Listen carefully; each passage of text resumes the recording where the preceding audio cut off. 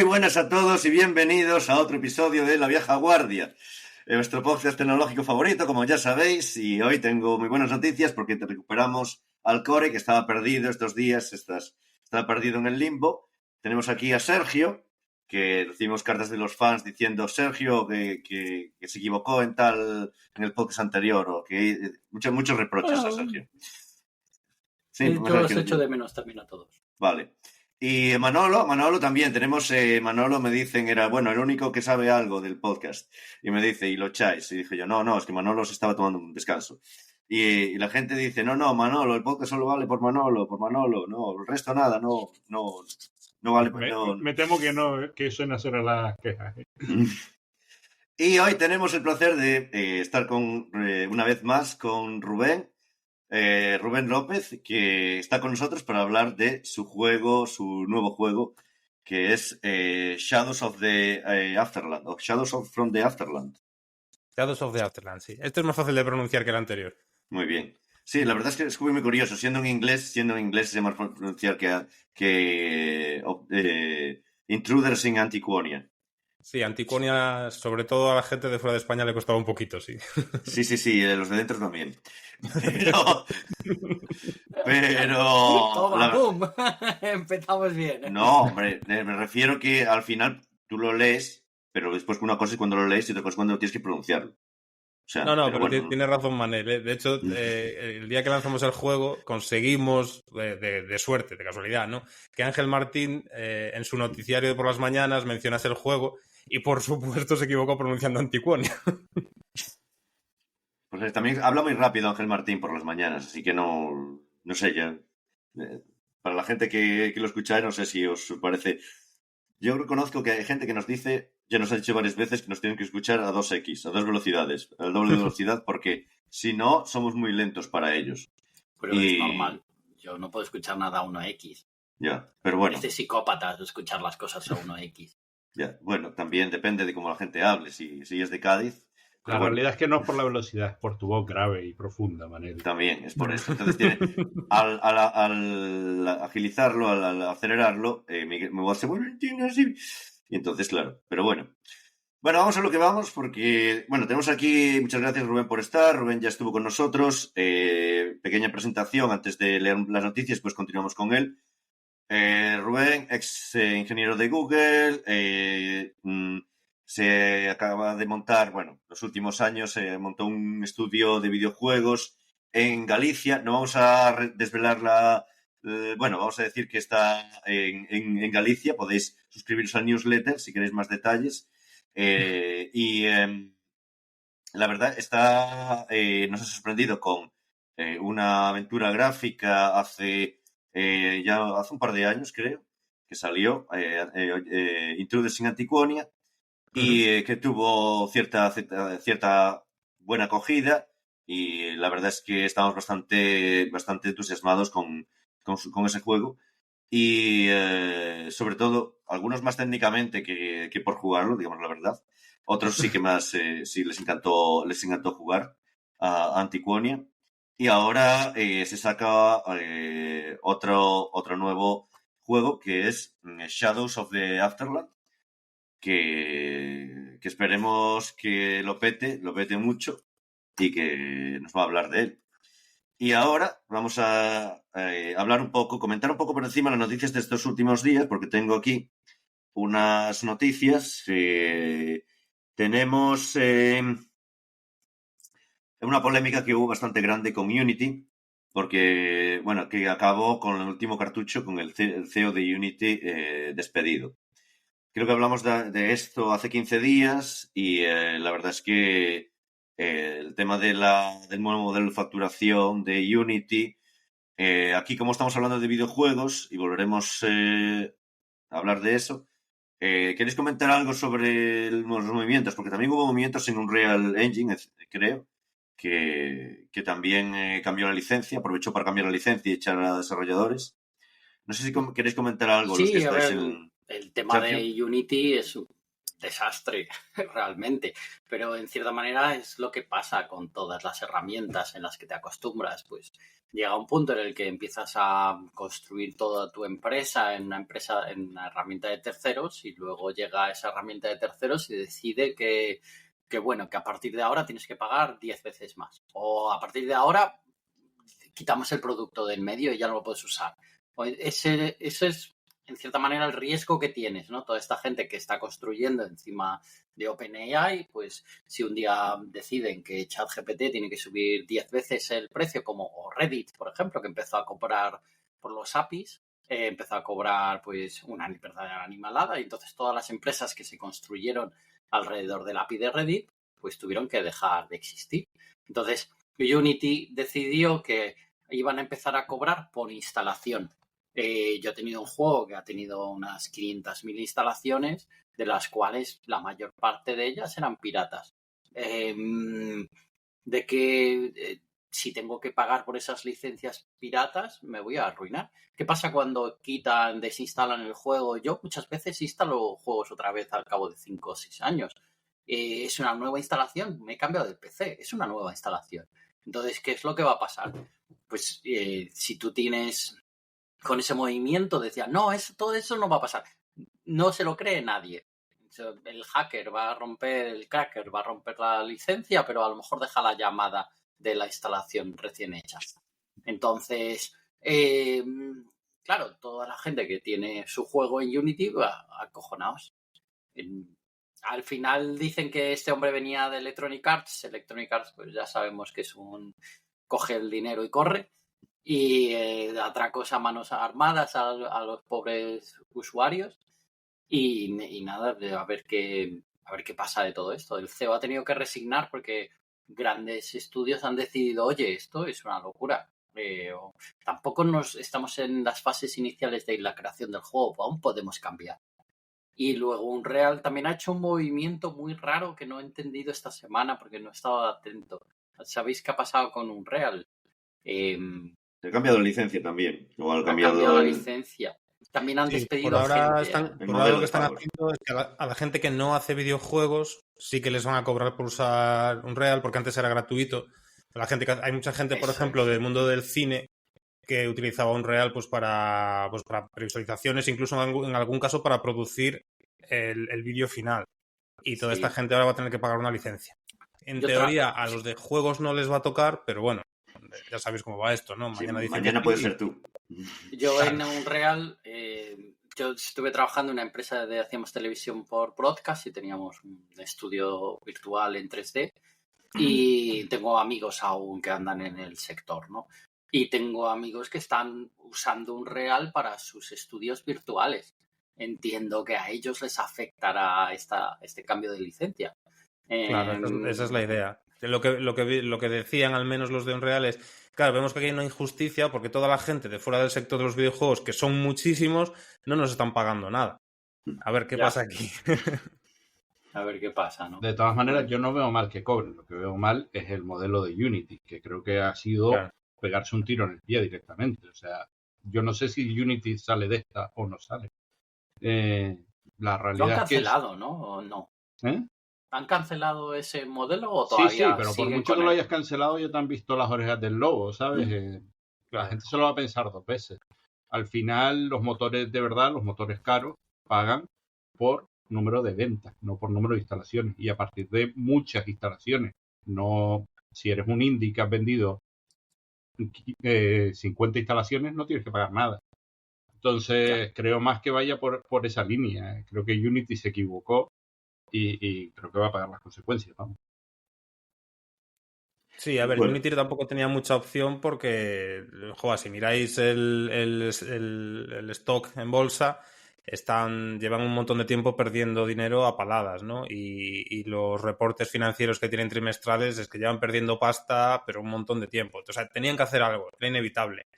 Ahora, había formas y formas y fueron a elegir una así un poco chunga, yo creo. Bueno, saltamos un poco de tema porque hoy no tenemos muchísimo tiempo. Entonces, tenemos aquí un par de noticias interesantes. Una va a ser la DjangoCon en Vigo, que se va a celebrar en Vigo, se va a celebrar en junio, mayo, por ahí. y es muy interesante porque es muy curioso, porque luego en unas anteriores se celebró en Oporto, en Portugal, así que esta está subiendo a otro lugar. Subió unos cuantos kilómetros la frontera. Y De la hecho, verdad, no es la única que va a Vigo este año. La PyCon la conferencia nacional de Python, también se va a Vigo en 2024. está bien saberlo. No es algo que tenemos aquí en la chuleta, pero es muy curioso que es que las dos escojan Vigo, específicamente Vigo, para eso. Y la verdad es que está muy bien porque es una ciudad que la verdad creo que merece una atención especial. Y no siempre los mismos lugares para ir. Aunque mucha gente va a echar de menos tal vez la calor de irse a Canarias como creo que es la Python de este año pasado, que fue en La de este Canarias. año fue en Tenerife. Fue Pues hace eso, un par de semanas sí. y la verdad que muy bien. Ujú. Salió todo muy redondo. Pues sí, bueno, aunque estos días también hace calor también por otros lugares que no sean los trópicos. Y bueno, acabando un poco, hay una biblioteca para hacer juegos que se llama QX82. Para los nostálgicos pueden hacer juegos con look retro, que empata un poco con lo que tenemos, con lo que hablamos hoy. Y hay un volcado grande de datos de la NFL abierto, en plan, estadísticas de la NFL para el que le guste el fútbol americano. Que la gente se pueda hacer su machine learning, extraer las estadísticas que quiera y hacer de un juego extremadamente violento, pues sacarle rendimiento. Que creo que el que más rendimiento lo va a sacar va a ser la propia NFL. Y también hay cierta polémica con MariaDB. Parece ser que no van muy bien las cosas en esa base de datos, que es la más usada, yo creo que hoy en día debe ser la más usada después de SQLite. MariaDB está en cada hosting, está en cada instalación que se hace, sustituyó a MySQL y ahora parece ser que corren tiempos revueltos en la empresa para, por un lado, pelearse con el tema de las licencias y por otro lado, sacarle rendimiento para poder montar un negocio viable. Así que, bueno, esto fue un poco por encima. No sé si queréis comentar alguna cosa más antes de empezar con Rubén. Pues Rubén, como ya estuvo aquí, pues se libra de la pregunta de cuál fue tu primer ordenador. A lo mejor no te la hicimos, pero bueno, te vas a librar de ella. No, espera, lo hacemos a todo Creo que el sí que mundo. me la hiciste, sí. Sí, sí. Sí, sí. Y bueno, y ahora las preguntas que tenemos preparadas, en plan, ¿cómo ves el sector del videojuego en España? No hace falta, bueno, no hace falta que respondas, pero bueno, eran unas preguntas que teníamos preparadas, pero después decidimos que era demasiado cruel. Entonces, quiero preguntarte, bueno, esta no es una segunda parte, es un segundo videojuego Sí. de tu estudio. No es tu segundo videojuego, porque tú tienes muchos más proyectos, muchas más cosas que has sacado. Y algún que otro juego, había algún juego que era un poco más casual para Android también, que, bueno, fue más bien como una prueba, creo. Esta sí que se va a ser un poco mejor más cruel, pues. ¿Qué lecciones sacas técnicamente desde del primero al segundo juego? Es decir, ¿qué aprendiste en el primer juego y que te lo llevas para el segundo? Sobre todo desde un punto de vista técnico, porque sabemos que tú proporcionas, hay un correo y la gente recibe información y parte de esa información de esa lista de correo es también cómo se hace el juego. Y sabemos que tuviste que cambiar el motor o portarlo porque quieres que este juego va a salir para consolas. Sí, la idea es sacar el juego también en Nintendo Switch y el motor tal como estaba hecho, pues para consolas no servía, porque todo el motor estaba hecho con TypeScript, con JavaScript y estaba montado todo sobre Electron para poder correr el juego en plan nativo y después, bueno, por el medio utilizaba otras librerías de JavaScript que están muy orientadas al navegador, con lo cual funcionaban en Electron. Y Electron, claro, no es muy difícil saber desde fuera si tú puedes o no puedes usar Electron en una consola, porque todas las consolas, los SDKs tienen los famosos NDAs, y entonces no tienes forma de saber lo que se puede y lo que no se puede, ¿no? Pero sí que hablando con gente que se dedica al porting de consolas, me comentaron que no, que Electron en consolas que ni de broma. Que, claro, de hecho, que tenían que una de las empresas de porting me comentó que ellos estaban intentando portar Chromium por un juego que también usaba JavaScript y tal. Pero claro, que Electron era otro nivel, porque era portar todo Chromium y encima todo Node. Porque Electron básicamente es Chromium más Node. Entonces, claro, tienes que portar las dos cosas. Y Node, imagínate, la capa de abstracción sobre el sistema operativo, el curro que te puede dar eso en una consola. Así que dije, no, ni de broma. Ay, eso no puede ser. Entonces, lo que miré es un poco dónde podía cortar, ¿no? Para seguir manteniendo JavaScript y TypeScript lo máximo posible, porque a mí me es muy cómodo a la hora de trabajar, itero muy rápido, hago cambios y ya lo puedo ver inmediatamente, pero al mismo tiempo que pueda correr en consolas. Entonces lo que hice fue montar toda la parte que va a sustituir, por así decirlo, Electron más la librería de gráficos que usaba, que era pixie.js. Sí, muy conocido. Sustituir estas dos cosas por código C++. Y el resto, todo lo que tenía montado por encima de Pixie, mantenerlo. Entonces eso es lo que hice y lo migré utilizando C++, una librería que se llama OpenSyngraph, que bueno, ya la conocía desde hace un porrón de años porque en varias empresas que trabajé la estuve usando. Y bueno, pues al final OpenSyngraph y Pixie, aunque los APIs son distintos, el concepto es el mismo, es un Syngraph, una serie de nodos donde tú configuras, quiero aquí un sprite, quiero aquí tal.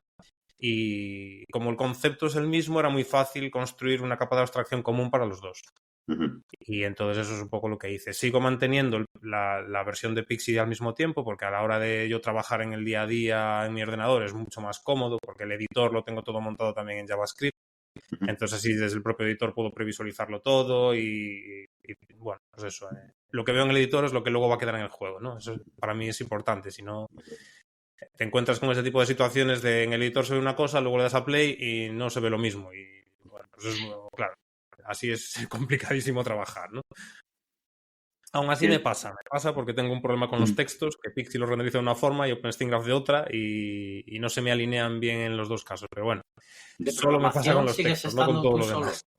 ¿De programación estás tú solo ahora o tienes gente? Sí, siempre he estado yo solo, de programación, sí. Claro, porque el equipo pero bueno, el caso de Intruding Antiquonia, el juego anterior, tuvo muchísimo más curro de motor de lo que está teniendo el juego nuevo, porque el port no fue muchísimo trabajo, la verdad, fue relativamente rápido. Lo que más trabajo me costó fue utilizar la librería de V8 de Google para hacer interfaz entre C++ y JavaScript, porque es una librería que está tan enfocada a que sea todo súper rápido que es muy difícil de usar. Claro, lo sabéis perfectamente, ¿no? Las librerías pueden estar enfocadas a que sean súper fáciles de usar o a que sean hiper mega rápidas. Las que son fáciles de usar, pues ya sabes lo que hay, van a ir más lentas, pero son fáciles de usar. Las que están orientadas a optimización, el LLVM y todo esto, claro, es un infierno usarlas. Y V8, pues es un infierno, la verdad, las cosas como son. Entonces, bueno, en cuanto ya conseguí hacerme yo mis pequeñas utilidades para gestionar V8 sin dispararme en el pie, ya a partir de ahí fue todo sobre ruedas. Eso fue lo que más me costó. A lo mejor me tiré 2 meses con el tema de V8. Y el resto, pues, un par de semanas. No sé si te pregunté la última vez, pero ¿qué diferencia tiene tu motor a un motor como Scrum de aventuras gráficas que se hicieron cientos y cientos de aventuras gráficas? Entiendo que tendrá cosas que no te gustaban porque si no lo habrías hecho en Scrum. A ver, la respuesta más honesta es a mí me gusta hacer motores. Esa es la respuesta más honesta, ¿vale? Claro. Pero a mayores de eso sí que te puedo responder. Los motores, yo me he mirado varios. El más popular es el AGS, Adventure Game Studio, que es el que usan la mayoría de las aventuras indies que están saliendo ahora. Después está Visioner, bueno, Unity tiene un plugin también, el Adventure Creator, para que sea un poco más fácil de usar para hacer aventuras gráficas. Y bueno, hay más. Y básicamente la principal diferencia que hay es que todos estos motores están pensados para programación procedural, donde tú básicamente escribes código y ese código dice directamente lo que tiene que suceder. Ahora pon este sprite así, ahora cambia esta animación así. Y el mío, el scripting del juego no es procedural, es funcional más o menos. O sea, yo, por ejemplo, si tengo un manejador de eventos, alguien, yo qué sé, pues decides pinchar en un elemento de la pantalla, ¿vale? Yo eso tiene un manejador de eventos. El manejador de eventos no dice, haz esto y cuando acabes de hacerlo te doy otra orden, que es hacer esto otro. No, lo que hace es que devuelve una lista de... Bueno, no es una lista, es un grafo en realidad de qué cosas quiero que sucedan, ¿no? Y digo, quiero que el personaje vaya hasta allí y a continuación que el personaje ejecute esta animación y a continuación que diga una frase y yo devuelvo esa lista de cosas al motor, ¿no? Y el motor coge esa lista y dice, vale, muy bien, voy a planificar todo esto, cómo tengo que ejecutarlo, en qué momento para que todo vaya en el orden que me lo están pidiendo. Y en cierto modo, no sé si conocéis Redux, la librería Sí, la librería de JavaScript.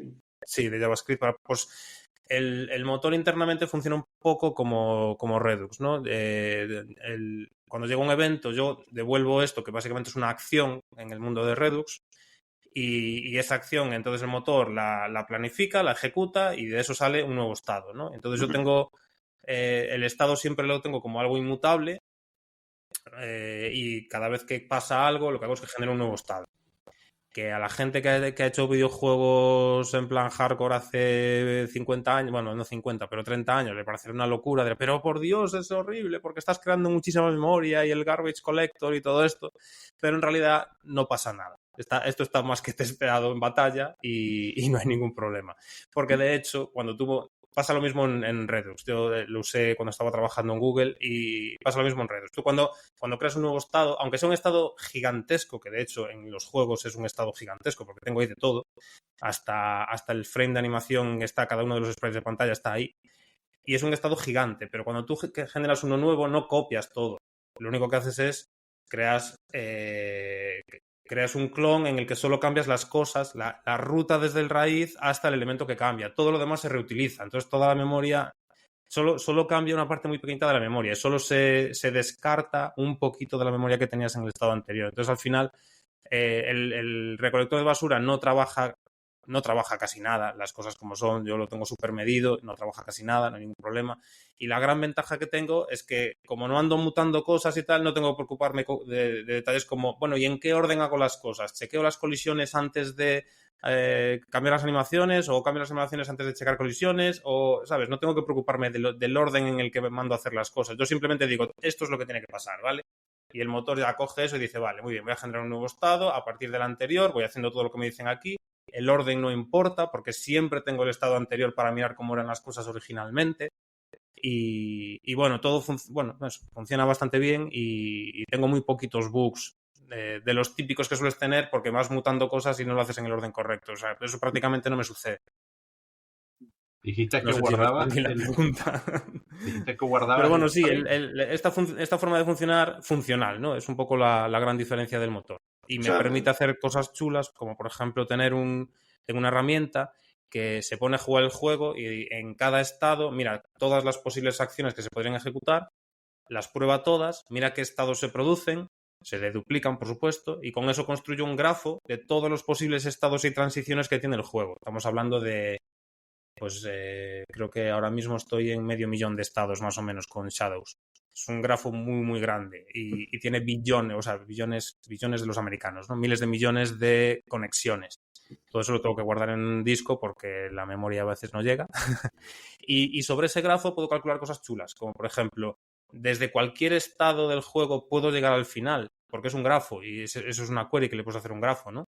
Y entonces puedo preguntar este tipo de cosas y saber si tengo en algún momento lo que se llama un dead end, ¿no? Que el juego se queda atascado y desde ahí ya es imposible acabarlo. Yo sé, tengo una prueba matemática de que no hay ningún estado desde el que no se pueda acabar.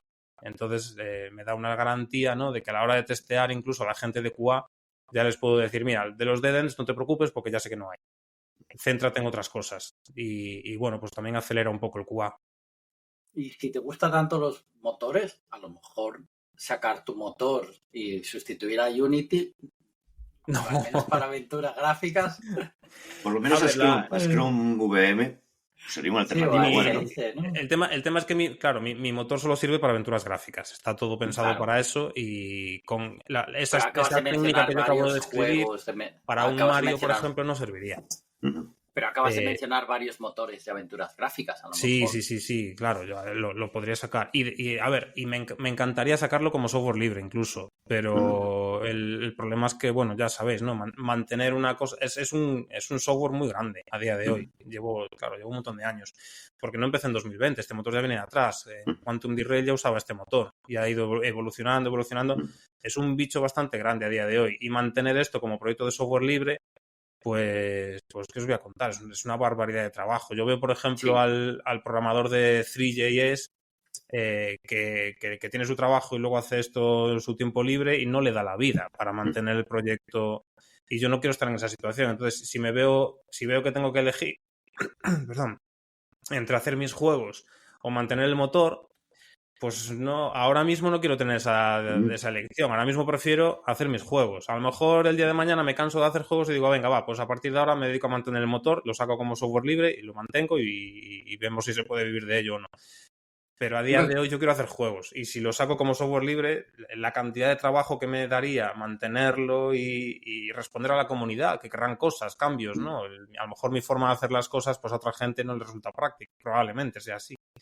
Pues sería un currazo del copón. Entonces, bueno, a día de hoy quiero hacer juegos.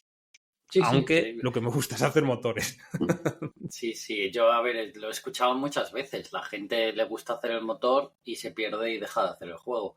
Y Sí. entonces, hacer motores es divertido desde un problema de ingeniería. A mí también me gustaba hacer el motor de mis juegos, el motor gráfico totalmente, pero desde el punto de vista de negocio, ahí lo que hay que hacer es sacar juegos.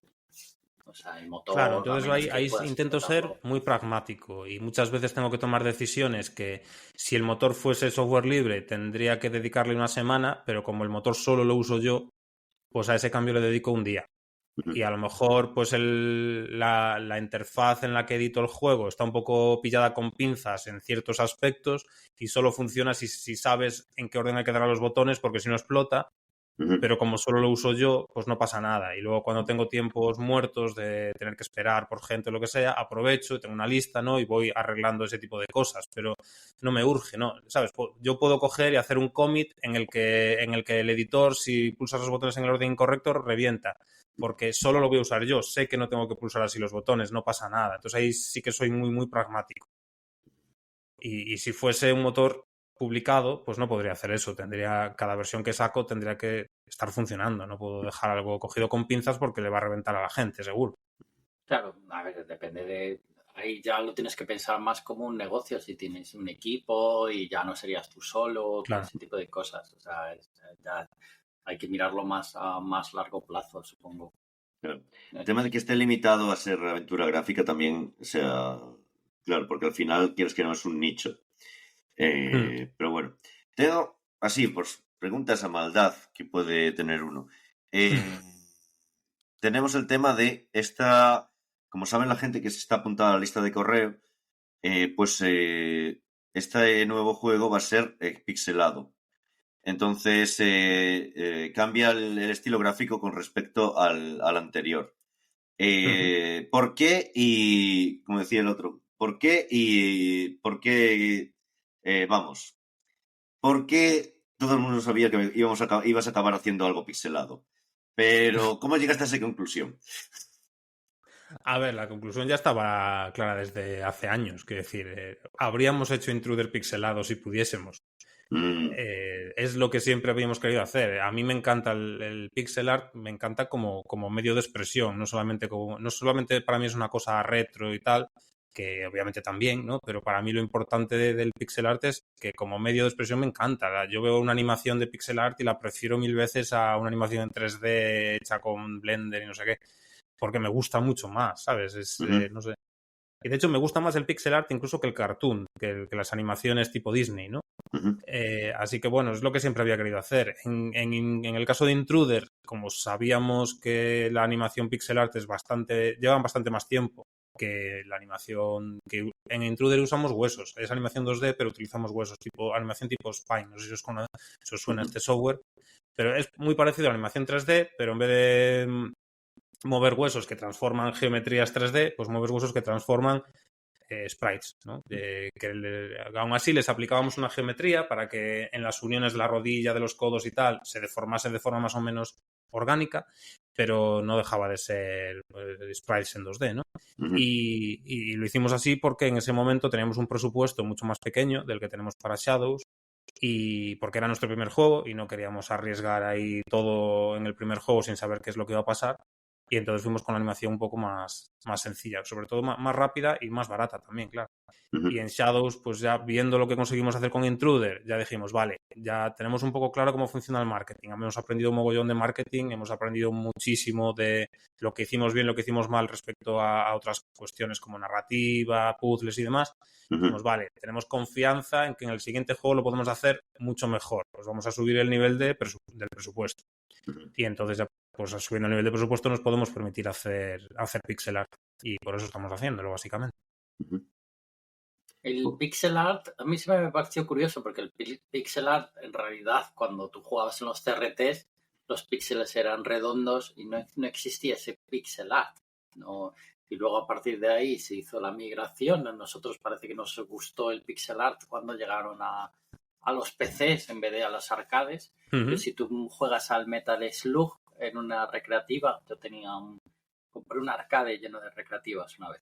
Y las recreativas, el CRT se ve, los píxeles son redondos, no son cuadrados. El pixel art se difuminaba y era otra cosa, ¿no? Entonces, claro, es que yo creo que no estaba diseñado para ser pixel yo art. no sé si a eso le llamaría pixel art, era simplemente era la forma en que se hacían los juegos, no nadie no tenías una alternativa. Nadie elegía conscientemente voy a utilizar este estilo, es lo que se podía hacer, era la única posibilidad. A día de hoy sí se puede elegir y pues eso, hay mucha gente, sobre todo gente independiente, porque no sé por qué los AAA le tienen un poco de tirria a esto del pixel art, pero los estudios independientes hay mucha gente que lo elige conscientemente, porque dice que es que me gusta este estilo. Es fantástico, yo soy también...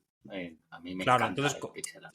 Si yo entiendo, si lo haces por una cuestión de nostalgia, de hecho se ven, ¿no? A veces hay algún juego hecho con pixel art moderno que le pasan el shader este de emular CRT porque realmente buscan ese rollo nostálgico, ¿no? Que se parezca lo máximo posible a los CRTs de antaño. Pero los que no lo hacemos por una cuestión nostálgica, sino porque nos gusta realmente el pixel art, pues muchas veces ya ni siquiera queremos tener ese filtro para que se vean todos los píxeles ahí y que se aprecie bien el detalle y demás. ¿Estás usando en tu equipo gráfico, usa inteligencia artificial para generar algo o simplemente ya todo es no, dibujo? que va, no, además es que para pixel art funciona fatal la inteligencia artificial. Yo lo probé por curiosidad, sobre todo, y para pixel art no, o sea, va fatal. Ni no. para coger inspiración de los escenarios. Para inspiración, sí, para inspiración de los... A ver, el primer prototipo que yo monté cuando acabé de hacer la historia, yo no soy diseñador, yo no sé dibujar ni hacer nada de esto, ¿no? Entonces, el primer prototipo que monté sí que utilicé Stable Diffusion para generar fondos un poco que me inspirasen un poco, pero es muy complicado de controlar para cosas como juegos, porque tú en un juego, sobre todo una aventura gráfica, necesitas que haya determinados elementos en determinadas posiciones. Pues necesito que haya una pelota aquí porque la voy a usar para un puzzle, necesito una puerta allá, una palanca aquí. Decirle todo eso a Stable Diffusion es una locura, es complicadísimo controlar la IA a ese nivel de quiero esto aquí, esto aquí, esto aquí, ¿no?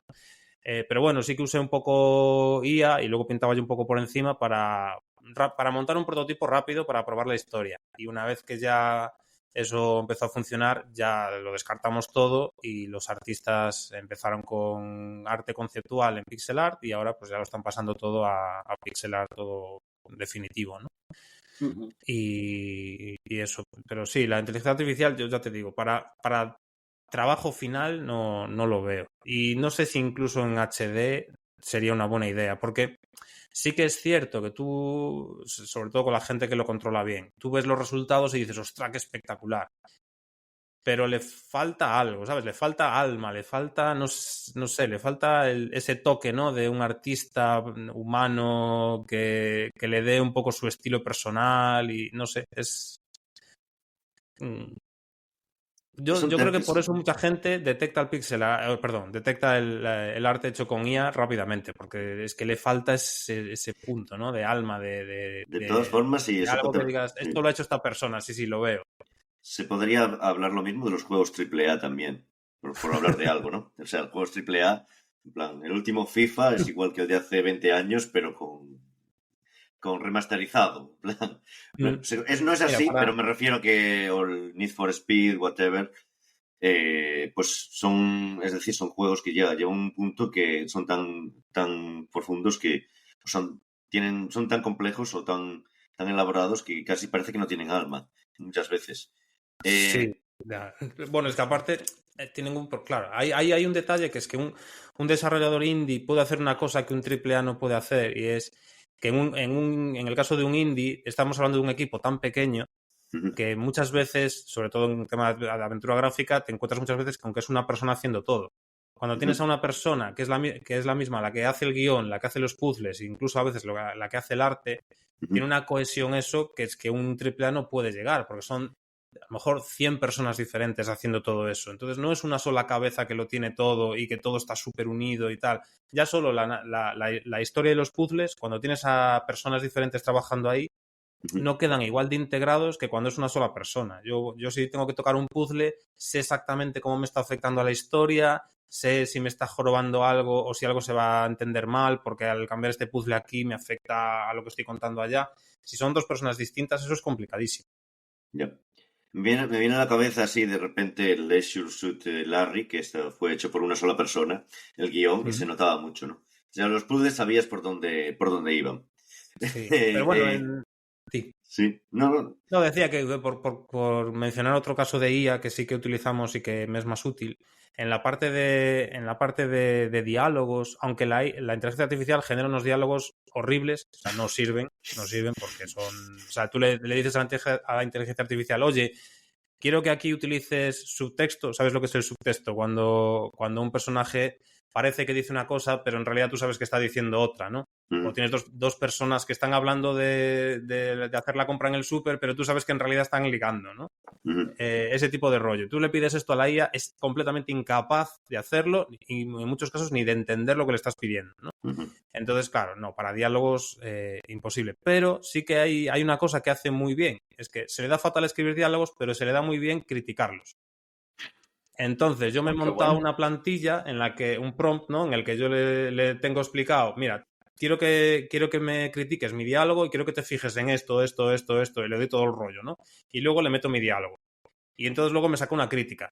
Y a veces me dice tonterías, porque es verdad, a veces dice tonterías, pero muy a menudo me dice alguna cosa que me hace pensar y digo yo, pues mira, tiene razón. Esta parte de aquí es confusa o lo está interpretando mal porque es ambiguo, ¿sabes? Ese tipo de cosas me está ayudando bastante. Aquí estás entrando en una cosa. Yo he visto que te has hecho una especie de Javier Loureiro, que dice, yo esto no lo encuentro en el mercado, me lo hago yo. Lo hago yo todo. Aprendo el 100%, me estudio 2 carreras más así yo en internet y ya, ahí hago. Pero te metiste a hacer los diálogos tú, ¿no? Viste que había el guión, y te pusiste a estudiar sobre el guión y fuiste completamente a hacerlo, ¿no? Sí, llevo desde que acabamos con Intruder, estoy estudiando guión. Tengo ahí varios libros ya que me he papado y bueno, vídeos de gurús del guión por YouTube me he visto un montón y algunos no son tan gurús como uno pensaría al principio, pero bueno, esto pasa siempre, ¿no? Cuando te pones a mirar cosas de marketing por YouTube te pasa lo mismo. Te encuentras un montón de gente que al principio dices tú, qué interesante, y luego cuando ya aprendes más dices tú, no, ese consejo era un poco chungo. Y con esto pasa un poco lo mismo. Pero bueno, sí, lo que sucedió es que, bueno, lo que en Intruder nos fue bastante bien. De hecho, tenemos una nominación a Mejor Guión en los premios AGI, que son de los más importantes de aventura gráfica. Y nos dieron el otro día en el Ourense Film Festival, el OUF, nos dieron el premio a la Mejor Narrativa de Videojuego Gallego, por Intruder en Anticona también. O sea, hay reconocimiento y está gustando, pero sí que es cierto que en las reseñas de Steam, cuando te pones a leer, hay mucha gente pues que critica cosas y tal, ¿no? Y sobre todo de la integración entre la historia y los puzzles.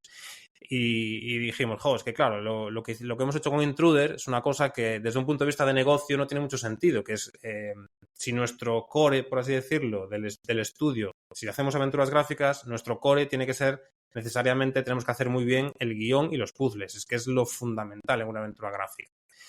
Y esto pues lo hemos delegado a dos guionistas que son muy buenos, pero lo hemos delegado sin nosotros saber hacerlo primero, con lo cual íbamos un poco a ciegas, ¿no?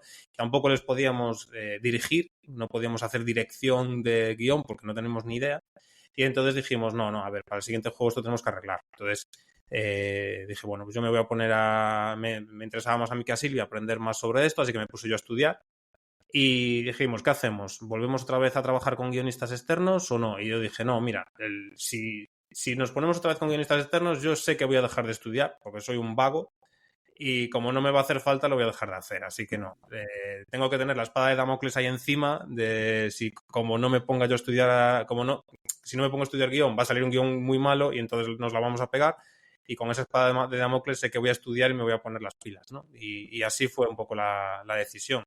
Para futuros juegos sí que nos volvería a gustar trabajar con guionistas, porque además quita una cantidad de tiempo que no os podéis imaginar. O sea, el tiempo que hay que dedicar al guión es una barbaridad.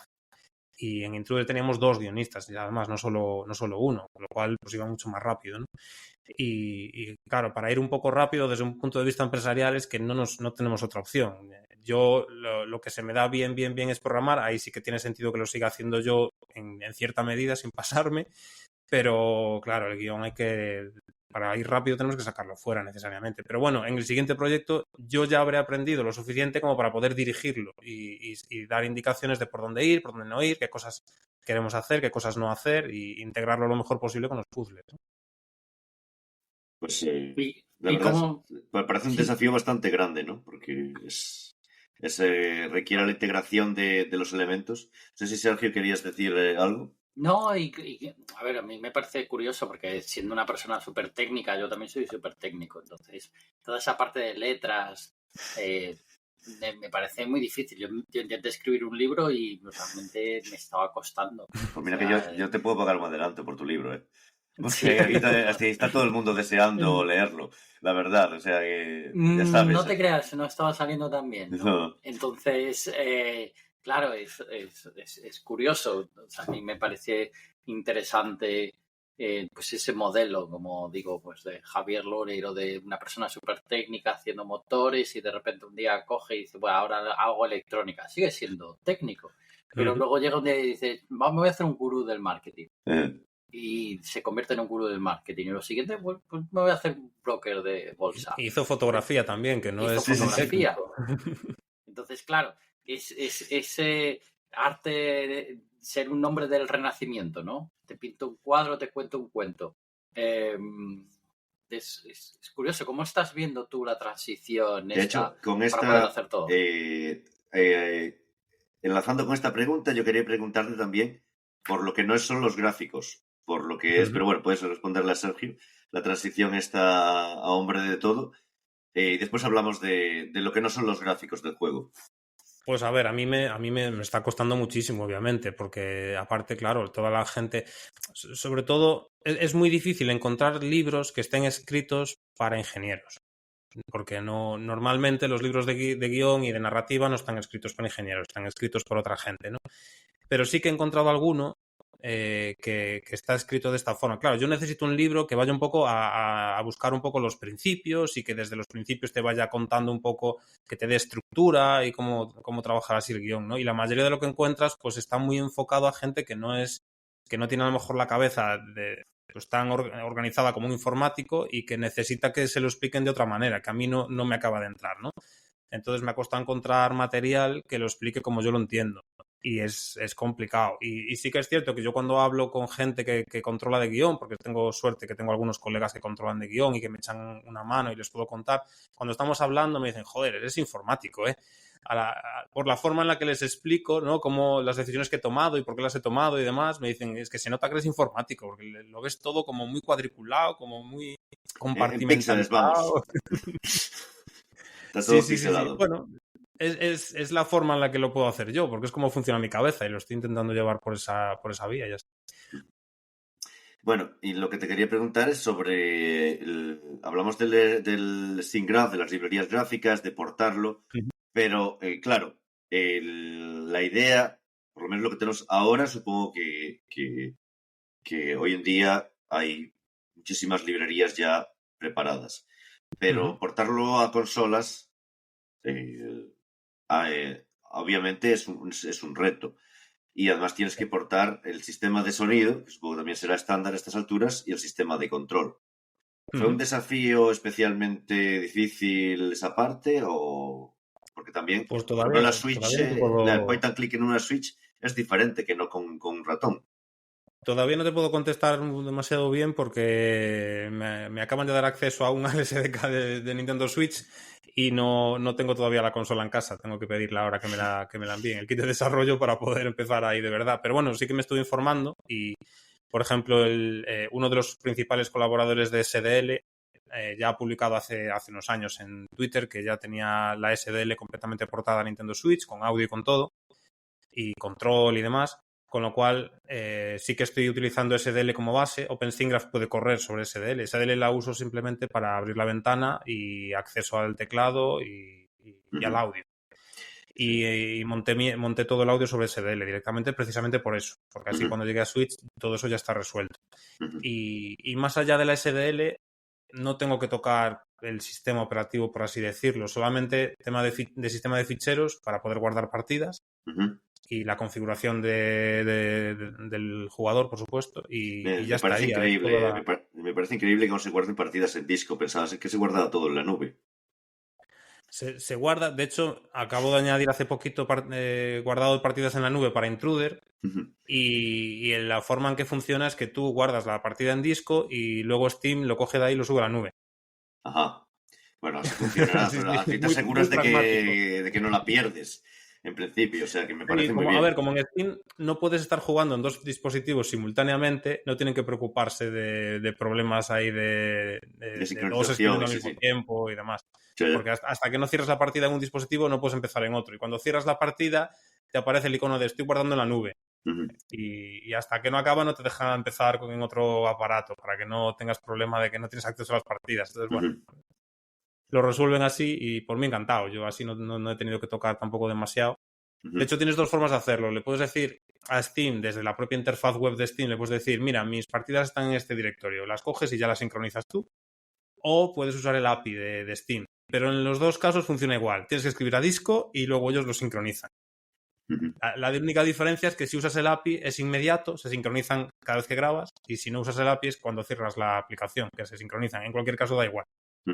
Ya. Pues claro, está claro que hoy en día Steam es la plataforma de referencia para juegos, especialmente para uno que va a salir para PC. Bueno, ¿tenemos fecha de lanzamiento ya o cómo va el tema? No, que va. No. Sé que estamos terminando ahora la demo y la demo sí que confiamos que sale este año ya. Y una vez que tengamos la demo, todavía falta bastante trabajo. Nos puede faltar bastantes meses. No sé si llegaría a un año más de trabajo, pero bastantes meses de trabajo. Y aún así, de todas formas, este juego tiene más presupuesto. El juego tiene el presupuesto, nosotros no.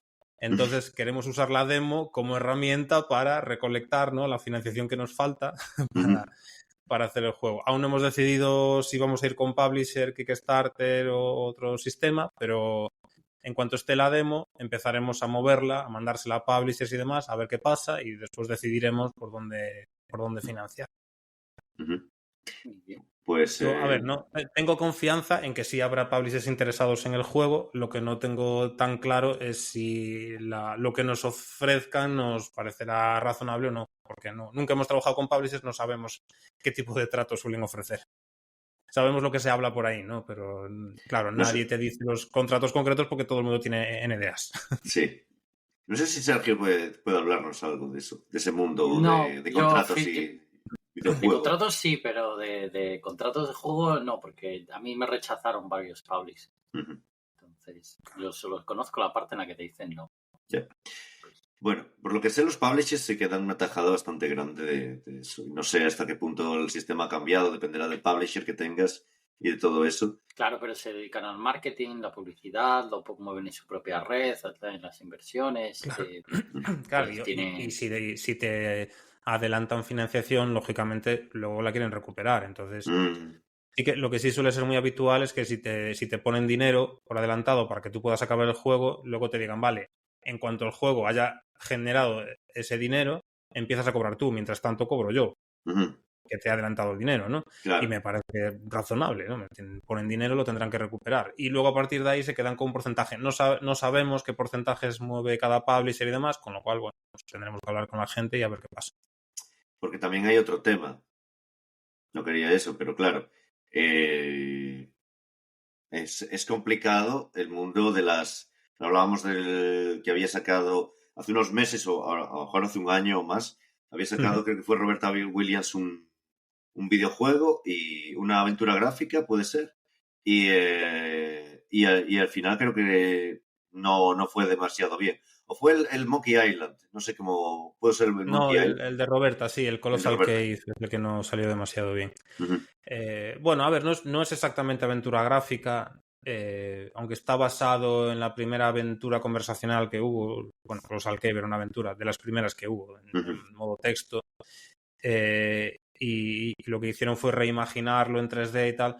Pero bueno, en general la sensación que se ve por ahí en comentarios de Steam y demás es que no gustó mucho el juego, especialmente los gráficos no estaban a la altura de lo que esperaba la gente, porque a ver, al fin y al cabo, Roberta y Ken, los de Sierra, en su día eran AAA. En su día. Entonces, claro, si llegan X años después y sacan otro juego y no tiene, ni se parece a un AAA, pues claro, la gente se decepciona. Y yo creo que hubo un poco de eso, ¿no? De decepción, porque lo que sacaron fue un juego indie, pues con una calidad así, pues regulera, un poco, pues lo que puede hacer un estudio indie, ¿no? Apuntaron quizá demasiado alto con el tema del contenido 3D y demás, y pues el estudio no dio para generar una calidad espectacular en todo el juego. Y yo creo que la gente se decepcionó por eso, porque esperaban, pues eso, nivel AAA, que era Sierra en su día, ¿no? Y como no llegó ahí, pues hubo bastante drama al respecto de eso. El Monkey no, el Monkey funcionó espectacularmente bien. La verdad es que vemos que hay un mercado ahí y la verdad es que pues esperamos que tenga mucho éxito tu juego. No sé si queréis preguntarle alguna cosa más antes de que continúe igual con alguna cosa técnica. Mira, respecto a cómo está el sector de la aventura gráfica, tengo datos concretos porque le sigo la pista a todos los juegos que van saliendo desde el 2020, que empezamos con esta aventura. Tengo un Excel donde voy apuntando todos los juegos que descubro y los voy poniendo ahí.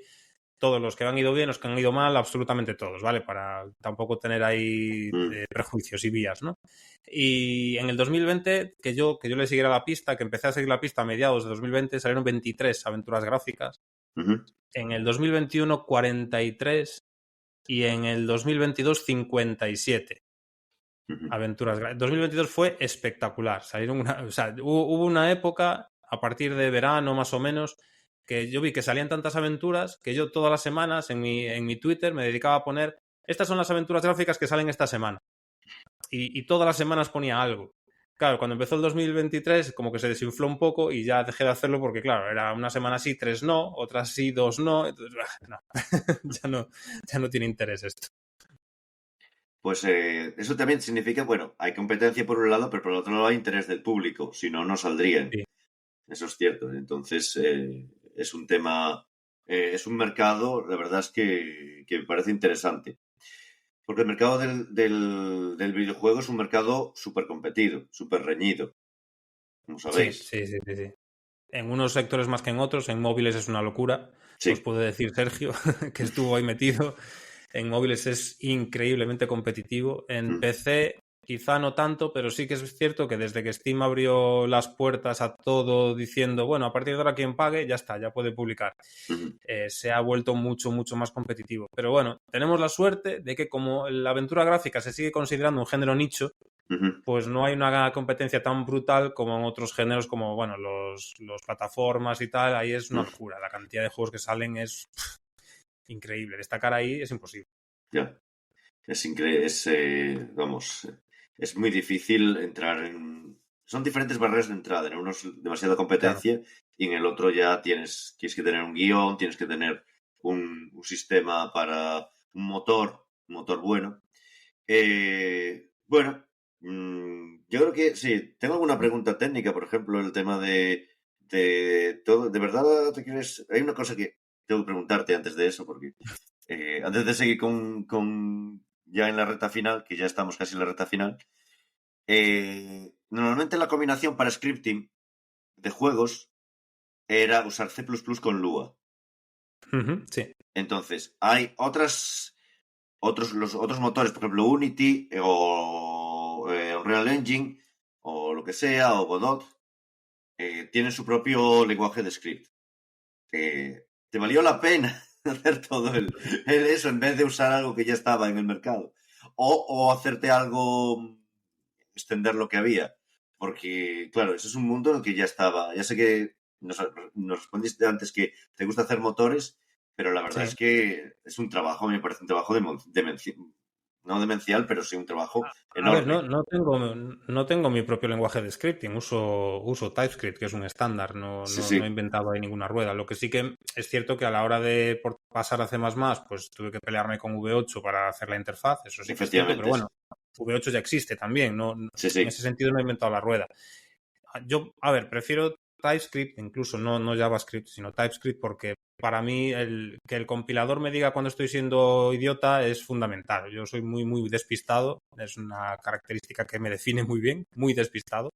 Y si el compilador no me dice, oye, que aquí tienes un error tipográfico, oye, que esta función no se llama así, que se llama sa, que no es get, que es no sé qué, pues yo es que me despisto con mucha facilidad y meto la pata. Entonces, que tener tipos para mí es muy importante. Y la mayoría de lenguajes de scripting que hay por ahí, pues Lua y GDScript y demás, suelen ser con tipado muy débil o incluso sin tipos, Sí, sin ¿no? C tipos, sí. Sharp es distinto, C Sharp sí que tiene tipado fuerte, el de Unity. Ujú. Y bueno, pues eso me hubiese costado, yo creo, más integrar C Sharp que integrar TypeScript. Porque al menos en el caso de TypeScript ya tenía yo un conocimiento del lenguaje suficientemente profundo como para que a la hora de hacer la integración con C++ y entender cómo funciona V8 Ujú. me resultó mucho más fácil. Si hubiese dicho, venga, voy a pasarme a C Sharp, tendría primero que entender muy bien el lenguaje para luego poder hacer bien la interfaz con C++, porque, claro, no basta con conocer el lenguaje a nivel superficial para hacer la integración, porque la integración pues, requiere que entiendas muy bien cómo funciona el recolector de basura, cómo funcionan, pues en el caso de JavaScript, las microtareas, las tareas, todo esto tienes que usarlo en esa integración con C++. Si no lo entiendes bien, es muy complicado. Entonces, en ese sentido, tiene una ventaja. Ujú. Pues sigue siendo, me parece bastante, un hito bastante complejo de conseguir, desde mi punto de vista. Pero claro, ahora tienes también algo que hace especial tu juego y que hace especial ese motor de script para el juego, yo creo, esa funcionalidad. Bueno, vamos terminando y yo te quería preguntar por el futuro, ahora que estamos terminando ya, pues por el futuro de tu estudio y cómo ves el futuro de... ¿Tú crees que vas a seguir la rama de aventuras gráficas o ahora que ya tienes el motor o te gustaría cambiar de género para el siguiente título? Ahora ya sé No, que me queda gustaría mucho para eso, seguir. pero bueno. No, me gustaría seguir con aventuras gráficas. Sí que me gustaría, cuando ya las controle un poco mejor, porque, bueno, se ha visto claramente entre Intruder y Shadows que he aprendido mucho y que me faltaba mucho por aprender y yo creo que me sigue faltando. Y cuando controle bien el género sí que me gustaría, bueno, es lo que suele decir, ¿no? Que antes de romper las reglas hay que conocerlas bien, ¿no? Y claro, por eso cuando conozca bien las reglas de la aventura gráfica sí que me gustaría empezar a romperlas un poco y a meter algunas innovaciones, ¿no? En futuros juegos, hacer cosas un poco pues que se Ahora, salgan de... ¿Mm? ahora mismo se ve mucha inspiración en plan Green Fandango y se ve inspiración del Día del Tentáculo. En general, la música parece sacada de algo en el que ya uno ya tiene la imagen de haberlo visto. O sea, estás muy inspirado en todo el Sí. sector, ¿no? Entonces, Claro, entonces, bueno, en este juego todavía estamos intentando irnos a las mecánicas clásicas y ir un poco a lo que ya la gente conoce y demás. Y en futuros juegos sí que nos gustaría romper un poco esa barrera, ¿no? Y salirnos un poquito del género de aventura gráfica, pero que siga siendo el núcleo, ¿no? Que seguimos haciendo aventuras gráficas, pero meter ya alguna cosita, ¿no? Que se salga un poco del género y empezar a innovar un poquito para hacer cosas un poco más innovadoras. Pero claro, primero queremos aprender bien el género antes de meternos en ese jaleo, porque si no, romper las reglas sin conocerlas es hacer chapuzas al final.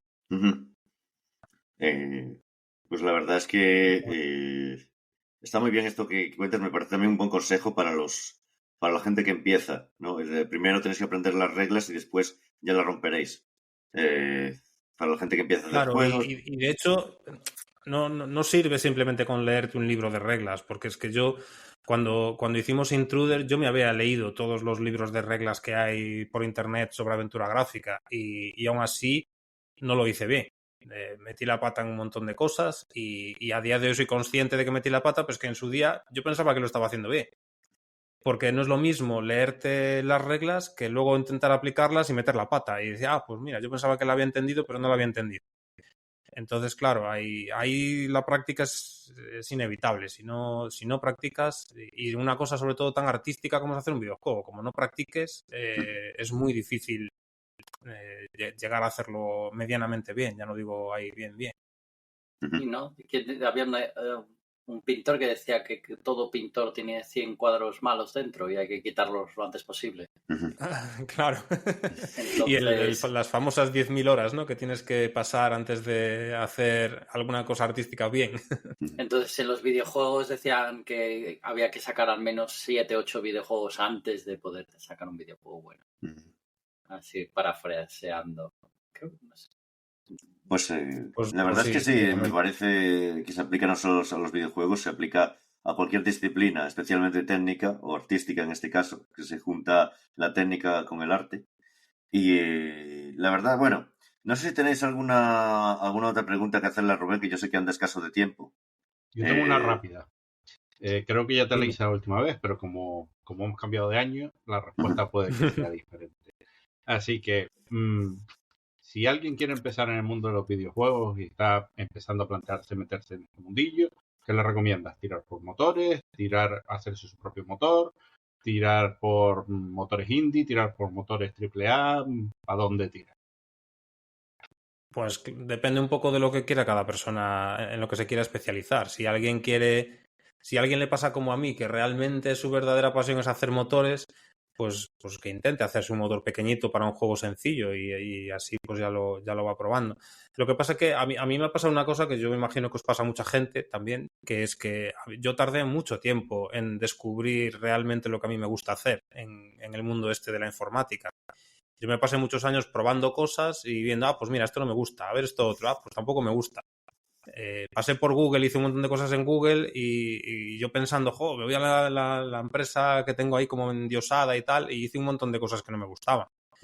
Y descubrir lo que realmente te gusta hacer, pues al final requiere un montón de prueba y error. Entonces, sobre todo, quizá lo que sí que recomendaría y lo que recomendaría a mis hijos si van por informática el día de mañana es prueba muchas cosas para ir descartando las que no te gustan. Un poco lo que decía Sergio de los juegos, sacarte los juegos malos. Pues lo mismo, pero en un campo un poco más amplio, ¿no? Prueba muchas cosas para sacarte todas las que no te gustan y descubrir un poco por qué camino quieres ir, cuál es el que te gusta o el que se te da bien, que a lo mejor pues, también es importante, ¿no? Y a mí me costó mucho descubrir realmente qué era lo que me gustaba. Y esto que os digo hoy de a mí me gusta hacer motores, me lo preguntáis hace 10 años y yo diría, no, hombre, ¿qué va? No lo tenía claro, no tenía ni idea de que esto es lo que realmente me gusta hacer. También. Ya, a ver, yo estaba viendo en Reddit hay un canal que se llama Programmers Humor, el humor de los programadores, y había un junior que decía que entraba en una sala y decía algo así como yo estoy aquí por la pasión, vosotros por qué estáis aquí, y todo el mundo dinero, dinero, dinero, todo el mundo gritaba dinero, y yo en este momento ya me he pasado al lado oscuro. Yo lo que disfruto es ganando dinero. La parte de Has programar... descubierto lo que Hombre, te yo gusta. disfruto gastándolo, Sergio. No ganando. Estas confesiones de Sergio a estas horas de la noche.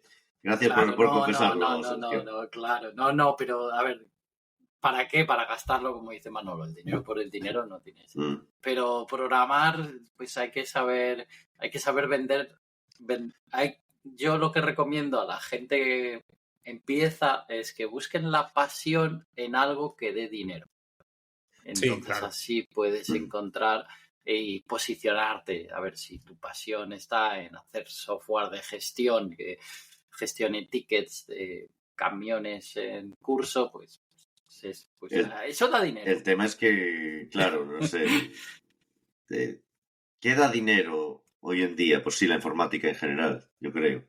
Pero, la informática en general. Sí, pero bueno, hay unos sectores que son más competitivos que otros y la barrera de entrada y todo es más difícil. Los videojuegos es un sector que hay muchísima gente porque es algo en el que lo haces por pasión, porque te gusta. Entonces, las grandes empresas les gusta contratar gente muy junior porque van a trabajar por pasión y van a echar todas sus horas y no van a estar preocupados por la parte del dinero. Entonces,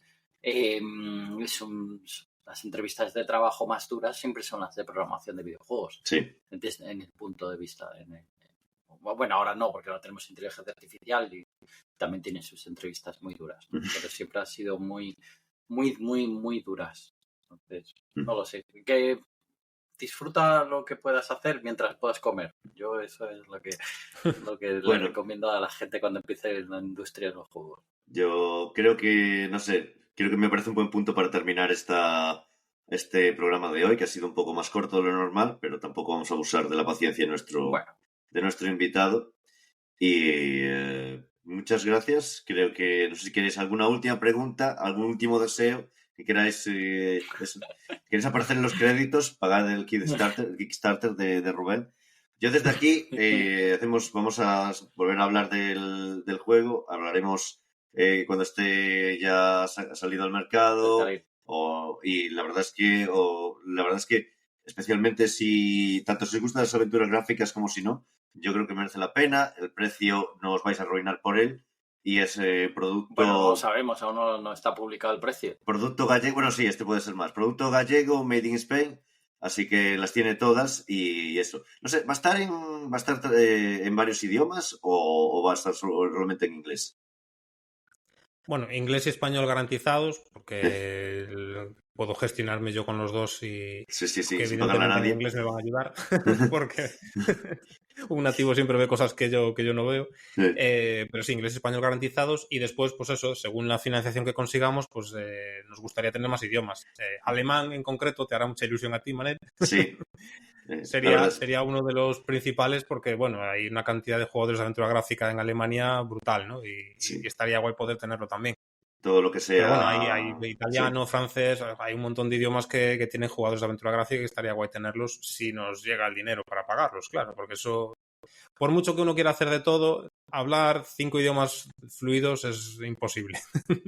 Sí, bueno, está el truco de poner la traducción en un portal de crowdsourcing o algo y ya la harán los fans y ya se pegan cosas raras en eso. A lo mejor la calidad no es exactamente la misma que puedes conseguir cuando lo controlas todo tú. Ya. Y aparte que tampoco me parece justo abusar de los fans si lo puedes pagar. Efectivamente. Pero el propio es los que son los mods. Y es otra cosa que, antes de cerrar, que me gustaría hablar. Tú te ves con gente haciendo mods para tu... Bueno, sería para hacer prácticamente un motor o para hacer encima del juego. ¿O no es un sector, no es un género que se preste mucho a los mods? Yo creo que no es un género que se presta a los mods. De hecho, por el mismo motivo por el que es un género que no se presta a sacar DLCs con extensiones del juego. Porque la historia, a ver, tú cuando haces una aventura gráfica quieres contar una historia concreta. Entonces, claro, ¿por dónde lo extiendes? ¿Qué haces? ¿Le metes una segunda parte? Porque no le puedes meter quests como hacen la gente de rol, ¿no? Que dice, venga, voy a añadir un par de quests por aquí. No tiene sentido en una aventura gráfica. Pues podría estar en el tema de las innovaciones, no sé hasta qué punto abrir un poco el espectro de los puzzles, hacer otras cosas diferentes. No sé. Sí, incluso que sean más rejugables, porque las aventuras gráficas el problema que tienen es que las juegas una vez y ya está. Ujú. Sí que es cierto que hay algunos como el Indiana Jones and the Fate of Atlantis, que podías jugar con Indiana Jones o con la chica, y después en el Indiana Jones y la Última Cruzada, que podías jugar en modo aventura o modo dar piñas, Ujú. y era un poquito diferente, pero bueno, al final, si quieres que sea lo suficientemente diferente como para que alguien diga, va, lo voy a volver a jugar de la otra forma, al final tienes que hacer dos historias, porque si la historia es la misma, no tiene gracia volverlo a jugar. Ujú. Y estás haciendo dos juegos. Al fin y al cabo, si tienes dos historias en una aventura gráfica, estás haciendo dos juegos. Sí que reutilizas arte, reutilizas animaciones y tal, pero estás haciendo dos juegos. Y Claro, cuesta muchísimo más, obviamente. cuesta mucho más. Es meter varios juegos en uno. Pero Pues bueno, sí, explorar cosas de rejugabilidad y que haya maneras de que sea más rejugable el juego, pues ahí sí que me molaría investigar cosas. pues ya sabéis, si queréis publicar juegos y estáis escuchándonos, pues aquí tenéis a Rubén, que podéis invertir en Aruma Studios, y yo creo que es una buena inversión porque de hecho ya ha publicado él varios anteriormente, y creo que conoce su oficio. Bueno, pues creo que ahora sí lo dejamos. Muchas gracias y nada. Gracias por escucharnos los que estáis ahí, que cada vez sois más. Muchas gracias y hasta la próxima. Chao. Hasta la próxima. Gracias Hasta por luego. invitarme otra vez a participar.